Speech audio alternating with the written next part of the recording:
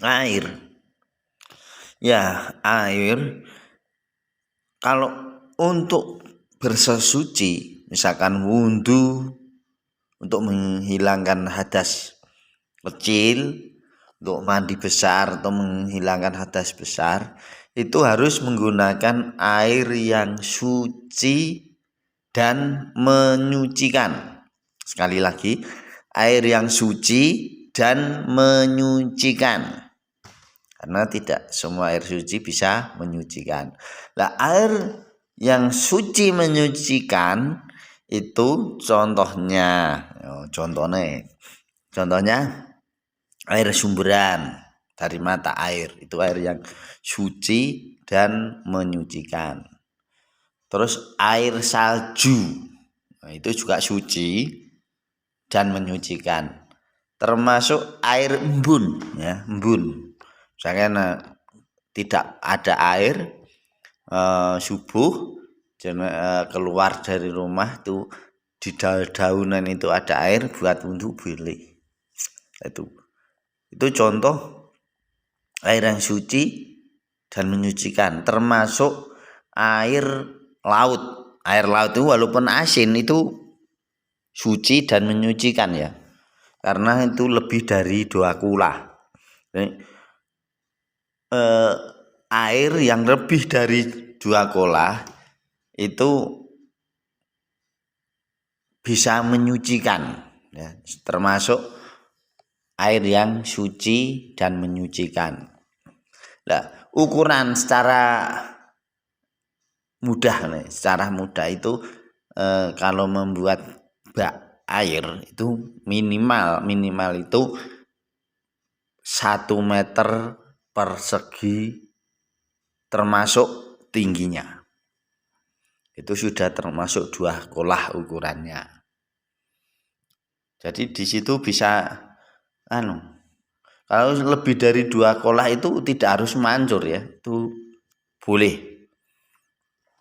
Nah, setelah ada air suci yang menyucikan, ada juga air yang suci tapi tidak menyucikan. Jadi air suci tapi tidak boleh untuk wudhu, tidak boleh untuk mandi besar. Nah, contohnya seperti air kelapa. Ya, air kelapa itu suci. Enggak pernah disentuh orang. Semut saja enggak pernah nyentuh.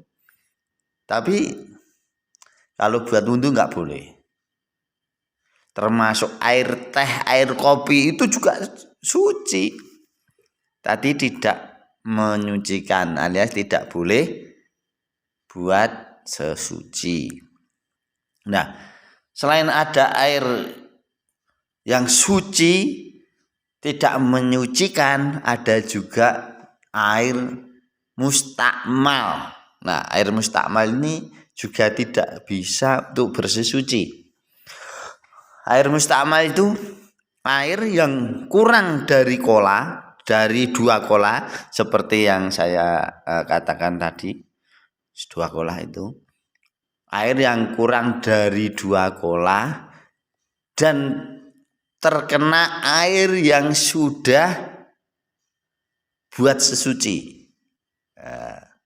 Itu tidak boleh untuk wudhu dan tidak boleh untuk mandi. Contohnya di situ ada orang mandi besar, junub atau jinabat lah gitu. Lah, airnya kurang dari 2 kolah. Ya, sebagian air yang sudah buat mandi itu masuk ke dalam kolah itu walaupun sedikit. Nah, itu sudah termasuk air mustakmal alias air itu sudah tidak boleh untuk bersesuci, tidak boleh untuk wudhu. Nah, itu air ya mustakmal. Terus setelah ada air mustakmal itu ada air najis. Nah, air najis itu tidak boleh, sama sekali tidak boleh digunakan kecuali buat pupuk. Nah, kalau buat pupuk boleh. Contohnya air kencing. Nah, itu air kencing itu najis. Jadi ya namanya juga air najis, kan nggak mungkin untuk bersesuci. Nah, seandainya kita itu mau bersesuci, air suci yang menyucikan itu tidak ada, maka kita boleh dengan cara tayamum. Tayamum, ini cukup tangannya itu ditempelkan misalkan di tembok gitu ya, di tembok, tapi yang nggak najis ya. Ya di situ kan ada debu. Nah itu bisa untuk tayamum. Tayamum itu cukup kedua tangan dan muka saja. Nah terus ada pertanyaan, bagaimana kalau harus mandi besar, misalkan junub, ya, baru berhubungan suami istri, ya, tapi tidak ada air, ya cukup wudhu saja. Kok wudhu? Cukup tayamum saja. Gitu. Tayamum juga cukup tangan dan muka. Kok terus gulung-gulung di debu itu enggak itu. Jadi untuk menghilangkan hadas besar maupun menghilangkan hadas kecil itu kalau tayamum cukup tangan, kedua tangan dan muka saja. Ya, dan tidak harus seluruh badan kena debu yang suci, itu tidak. Nah, jadi kita harus tahu sebagai orang Islam toharoh, sesuci, itu harus paham bagaimana kita itu kalau sudah suci kita bisa beribadah dengan tenang. Tapi dalam keadaan tidak suci tidak boleh beribadah. Misalkan sholatnya belum wudhu nggak boleh.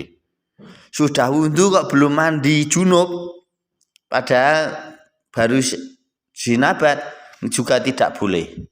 Jadi harus bersih dari hadas kecil dan bersih dari hadas besar.